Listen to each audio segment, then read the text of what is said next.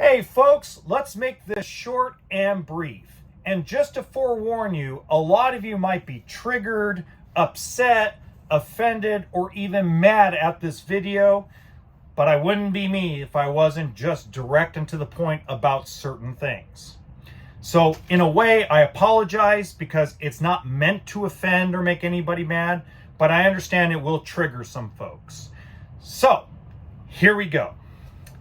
I have been asked by a lot of you through either email, direct message, etc., how I feel and what I think about Brinkley RV's written statement. And if I understand right, because I haven't read it, be 100% transparent. I haven't read it, and more than likely I'm not going to read it. And I'll explain why in just a second.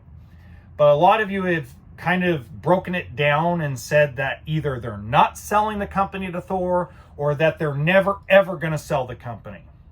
Okay, well that's cool. That's a great marketing thing. Congratulations to Brinkley RV for releasing that statement because, again, that's fabulous marketing. They have a history, that ownership group, or at least a big part of that ownership group, is huge on marketing, masters at marketing. Great job. I kind of would have expected them to do that. Okay, so that's what I think. Now, here's something I want to kind of throw out there.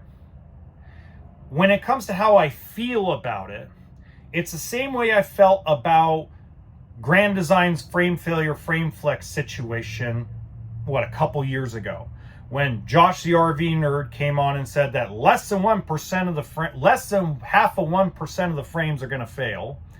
When the CEO of Winnebago said that it was completely overblown, that there's no way it has that many problems.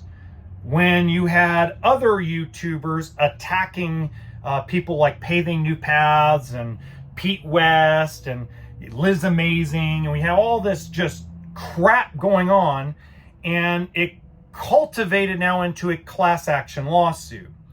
So when an RV manufacturer is that quick to respond to something like that, this is how I kind of feel about it. See, this is gonna represent the same thing. It's gonna represent the Grand Design frame failure, frame flex statements that were made a while back ago. Nothing recent. It's been 2 years or so. Okay. This is also the Brinkley RV statement. Oh, we're never gonna sell, or we're not selling, whatever it says. This is how I feel about it, or this is what it's worth. Ugh. That's what it's really worth. Now, great marketing. I'm not going to say that they shouldn't have done it. That's them, their marketing team, their legal department, whatever they got to do. That's on them. That's their decision. What I would say is that if you go look at every other manufacturer that I've given crap to, I've given crap to Keystone, I've given crap to Forest River, I've given crap to Coachman, I've given crap to Genesis Supreme.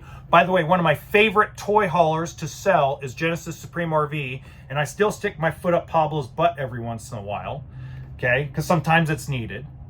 So you look at all those manufacturers, not one of them, when I talk about them, releases a statement that's written to their fans.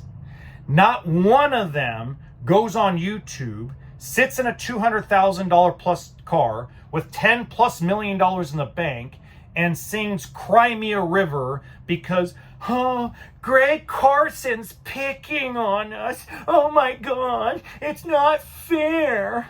Oh my God, a guy in California owns an independent service shop, has exposed leaking in my trailer. It's not true. Oh my God, this guy is called the Blowhard.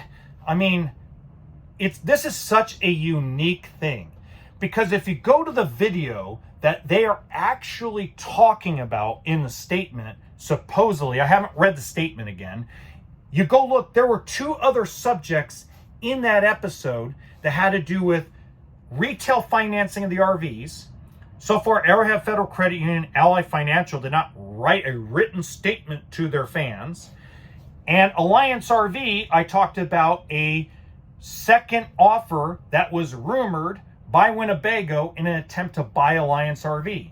Do we see the Brady boys coming out and going, he's a blowhard, he's so full of crap, oh my God, guys, it's not true, I swear, it's not true. You don't see that from these guys. You don't see it from Jeff at Keystone. You don't see it from Bob Martin. You didn't see it from Pete Legal, who is alive. You don't see it from Doug Gettard, who is now the current president and CEO of Forest River. You don't see it from Pablo at Genesis Supreme. You don't see it from Intech RV. You don't see it from anybody else but this group of people. That's it. You don't see it from anybody else. So what would that tell you? I'll leave that up to you.